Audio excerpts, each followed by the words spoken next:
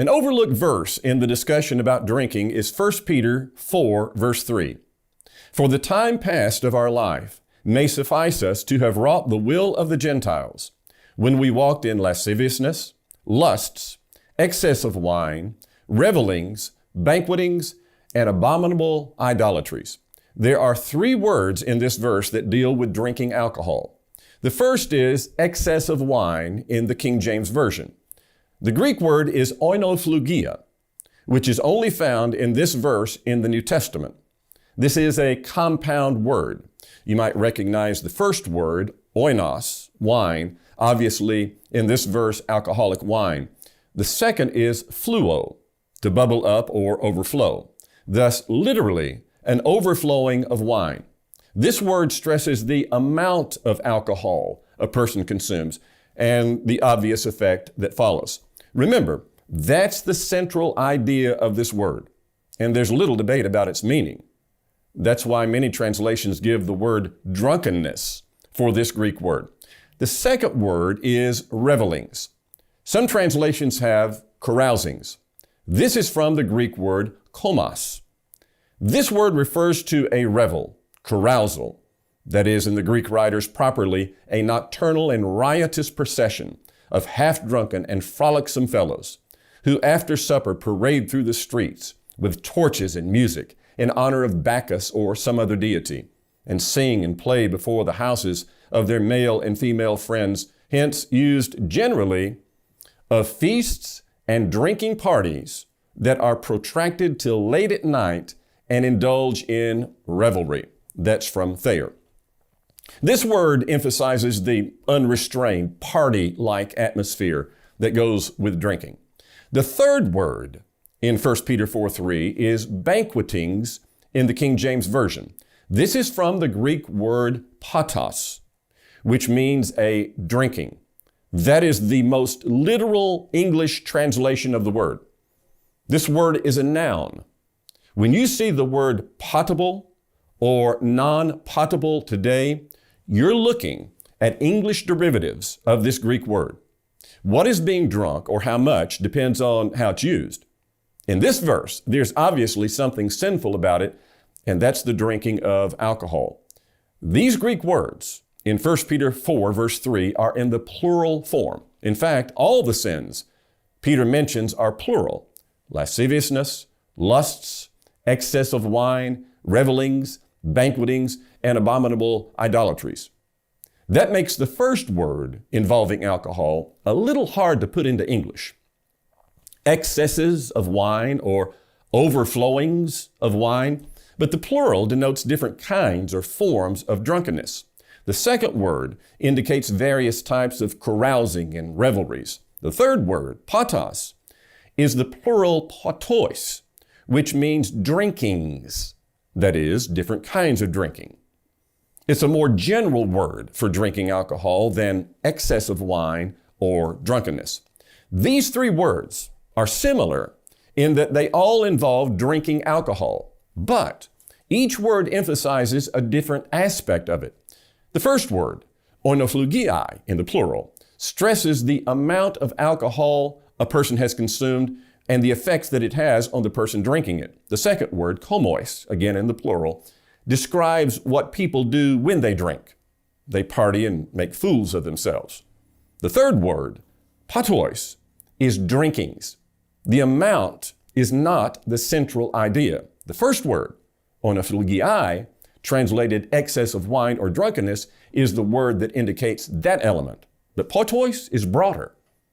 In Greek usage, it may or may not involve drunkenness or carousing, but it's not confined to drunkenness or carousing. This is the most direct word in the Bible on the subject of drinking alcoholic beverages. These three words are not interchangeable terms. Peter's not repeating the same thought with each one. He's not saying that they were guilty of drunkenness, and drunkenness. Synonyms share a basic idea, but synonyms are not exact semantical equivalents. That would be what we call in logic a tautology. For instance, words like triangle and three-sided figure are tautologies. Bachelor and unmarried man are tautologies. But synonyms give slightly different aspects of the same basic idea. And in the case of 1 Peter 4:3, that shared idea is drinking alcoholic beverages. The word patos is only used this one time in the New Testament, so we can't look at other verses to see how it's used there. But the relationship between these three words in the internal context of 1 Peter 4:3 indicates there is some difference of meaning between it and the word for drunkenness and also the word for reveling or carousing. Let's look briefly at how patos has been translated. We'll start with some older translations. The Latin Vulgate has potationibus, which means drinkings or banquetings. Wycliffe has drinkings. Tyndale has drinking. The Geneva Bible, 1560, has drinkings. Now, more modern translations tend to expand, and I believe unnecessarily, on the meaning of patois. The ESV has drinking parties. The New American Standard Bible has drinking parties. The New King James Version has drinking parties. This may be the source of some of the misunderstanding about this word. The words drinking bout or drinking party may leave the impression that a patos was an occasion where all the Greeks did was drink as much as they could and get drunk. I'm not denying that that sometimes happened or even often happened. I am saying that drunkenness is not the exclusive point of the word. The word patos is not just another word for drunkenness. Let's go to the Septuagint translation to see how it's used there. In this Greek translation of the Old Testament, the consistent emphasis is on a feast or a banquet. For instance, Lot urged the two angels to come to his house in Genesis 19. The Septuagint says in verse 3 that Lot made a feast, patos, for them, and baked unleavened cakes for them, and they did eat. Does that sound like this patos was a drinking party? That Lot and these two angels got drunk? There's no indication at all that they were even drinking alcohol. On the other hand, sometimes alcohol was served with meals called patos in the Septuagint. Some at those banquets drank until they were intoxicated. In 1 Samuel 25, Nabal had a banquet, patos, at his house, as the banquet, patos, of a king. And the heart of Nabal was merry within him, and he was very drunken. 1 Samuel 25, verse 36. The Septuagint also uses the word patos in Judges 14 when Samson made a feast for his friends. That's verse 10, 12, and 17. It's used in 2 Samuel 3, verse 20, where David made a feast, patos, for Abner. It's used numerous times in the book of Esther for royal banquets. It's used in Ecclesiastes 7:2 in the Septuagint. It is better to go to the house of mourning than to the house of feasting, patos. In most cases, the word patos is used in the Septuagint in a general sense without any clear indication of drunkenness. The one time where a patos clearly involved drunkenness is in 1 Samuel 25, verse 36. And we don't know that because of the word patos. We know there was drunkenness because the Bible specifically says Nabal was very drunken. What we don't find is that every time you see the word patos in the Septuagint, it means a drinking party where everyone at the feast was drunk. But let's dive a little deeper into the meaning of the word patos. Let's look at what ancient Greeks did in these feasts or banquets. Plutarch wrote that Pyrrhus was upset that the people of Tarentum wanted him to fight the Romans for them while they stayed at home, bathing and feasting themselves. In response, he closed the gymnasia and the public walks and also put a stop to the patus, or drinking banquets, revels, that is, comus, and festivals. These patus could have involved drunkenness, especially since they're mentioned with revels or carousings. But these patus or banquets are also mentioned with things that don't necessarily refer to drunkenness: public walks, gymnasiums, and festivals. The letter of Aristeas, written around the 2nd or 3rd century BC, mentions a king holding a banquet, which Aristeas called a patos, and also, interestingly, a symposia, which means drinking together, and thus the word symposium. Now, the symposium in ancient Greek was often a gathering of Greek men who drank and talked about politics and philosophy, but drunkenness, though it may have occurred, was not the focal point in a traditional Greek symposium. At the banquet, Aristeas mentions and calls a patos, they were toasting, especially to their health. The king, in the fullness of his joy, began to drink to their health. The king did drink a long sip in one of these toasts, but there is no clear emphasis on drunkenness. One record clearly shows that the word patos referred to a meal where people were drinking but not drunk. Xenophon, writing about 400 BC, described one of these banquets in detail. High-ranking Greek military officers and Thracians gathered for one of these feasts. Xenophon said that they were seated in a circle, and then the dinner was brought in and served. Servants brought in 3-legged stools that he says were piled up with meat and had huge loaves of bread fastened to the meat with long skewers. They feasted on this meat and bread as much as they wanted. Xenophon says, then beakers of wine were brought round and everyone partook in turn. He mentions one man who was a huge eater. He said that when the cupbearer came to him to give him wine, the man refused and told him he was busy, evidently eating, and said to him, give it to someone else. Then Xenophon says something very interesting. He says, when the drinking, patos, had somewhat advanced. So before the drinking had advanced, it was already a patos, a drinking. And he doesn't even say they were all getting drunk. In fact, he mentions one of the officers who addressed the crowd. He said the man got up and said some words to the audience, and his observation was the wine had perhaps a little mounted to his head. Perhaps a little gone to his head. Does that sound like he thought the man was drunk?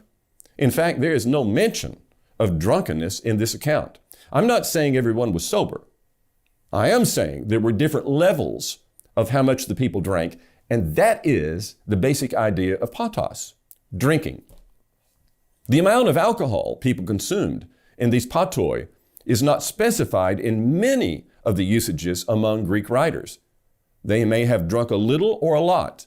What we do see is that they were drinking. But we're reading these texts with biased eyes if we assume that they always and necessarily involved drunkenness. Trench, in his work Synonyms of the New Testament, wrote that the word patos does not necessarily imply excessiveness, though it does provide an opportunity for excess. In his comments on 1 Peter 4, verse 3, A.T. Robertson wrote, in the light of these words, it seems strange to find modern Christians justifying their personal liberty to drink and carouse.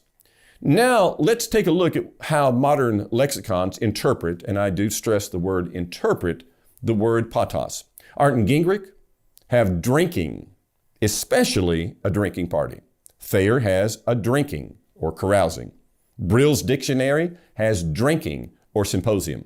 Liddell Scott has drinking bout, carousal. Moulton Milligan has a drinking bout, and they refer to the meaning of the word banquet or feasting in Genesis 19:3, and also the letter of Aristeas. Notice that the first word these lexicons use is drinking, not drunkenness. Art and Gingrich admit that patos is a general word for drinking when they say it means drinking, especially a drinking party. Here again, we find that the words drinking parties or drinking bouts tend to give the idea that a patos was a party where alcohol was the main, if not the only thing served, or some kind of competition where the participants tried to outdrink each other. But as we've seen, that is not the sole idea in ancient Greek usage. The people at a patos ate and drank. But let's go to an overlooked Greek lexicon that was written long before any well-known lexicon in use today. Hesychius of Alexandria compiled an impressive list of thousands of Greek words. And although he composed this Greek lexicon after the New Testament was written, sometime in the 400s or 500s, he was still much better acquainted with Greek than German or English scholars who lived well over 1,000 years later. His native language was Greek, and he didn't just list words used in his day. His work incorporated earlier lexicons that showed how Greeks used these words. So how did he define this word?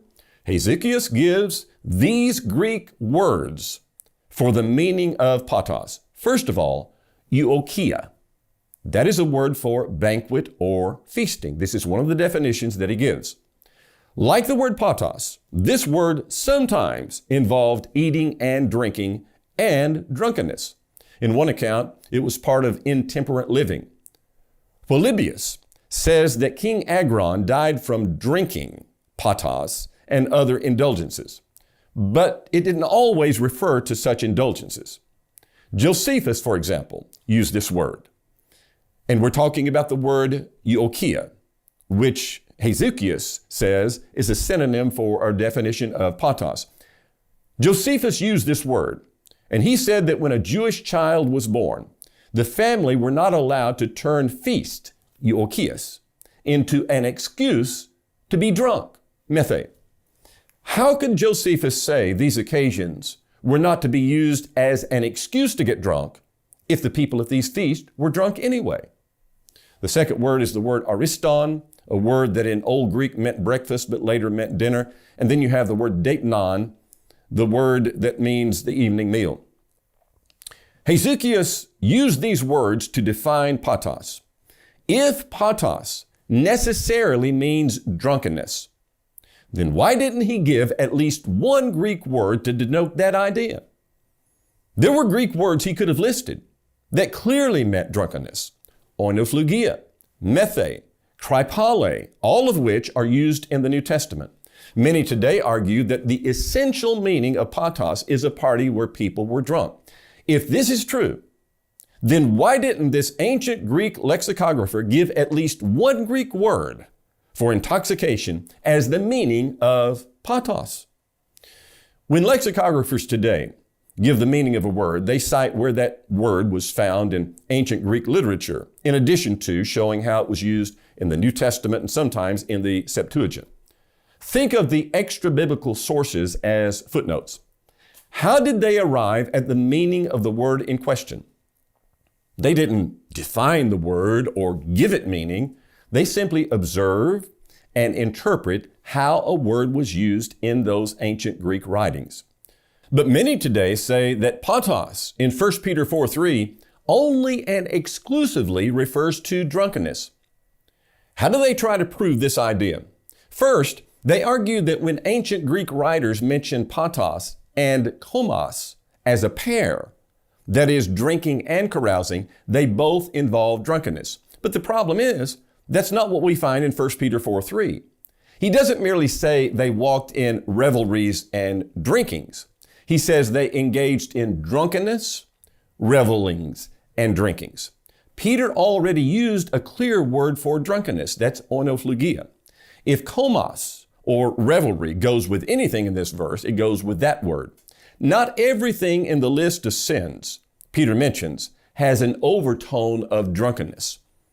Peter begins the list in 1 Peter 4:3 by talking about lasciviousness and lust.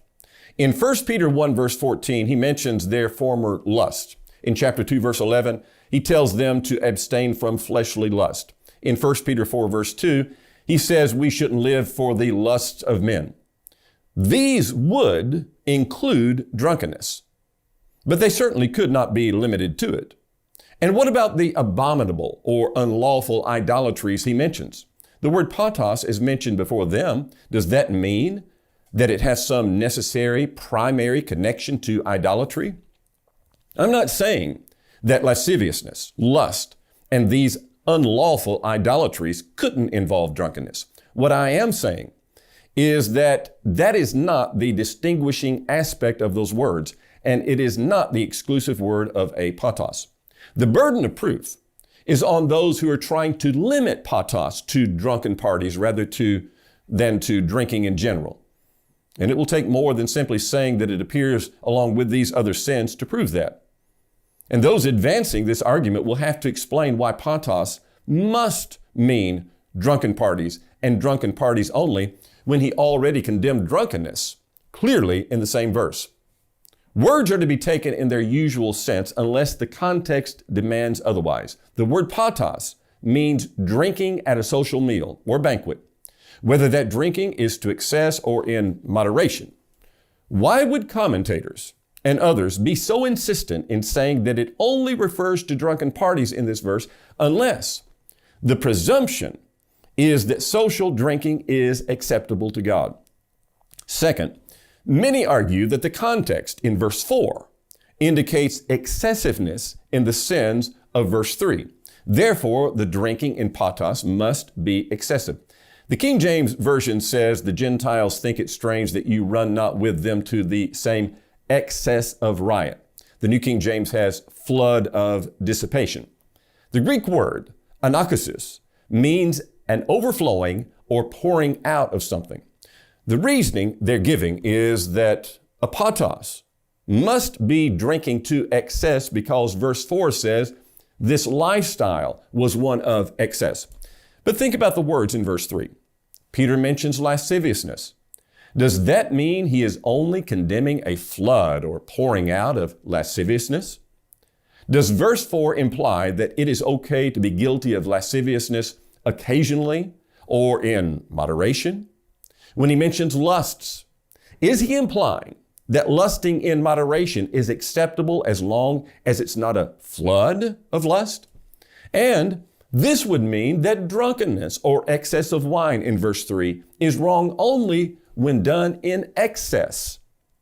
This reasoning is not even consistent with the phrase in verse 4, excess of riot or flood of dissipation. Do these words imply that riot or dissipation is okay in moderation? Of course not. One of the reasons for misunderstanding on this subject is a failure to grasp the nature of emphatic language in the Bible. Consider the wording unlawful or abominable idolatries in 1 Peter 4:3. Does that language imply that idolatry was acceptable as long as it was not abominable or unlawful? Other verses are just as clear on this point. James 1 verse 21 says, we are to set aside overflow of wickedness. Does that mean we can be evil as long as we don't overflow with it? In 2 Thessalonians 2 verse 2, Paul said not to be soon shaken by false teachers. Does that suggest that taking a long time to be shaken is all right? In Luke 21:34, Jesus told the disciples not to let their hearts be weighed down with carousing and drunkenness. Does that imply that they could carouse and be drunk as long as they weren't weighed down with carousing and drunkenness?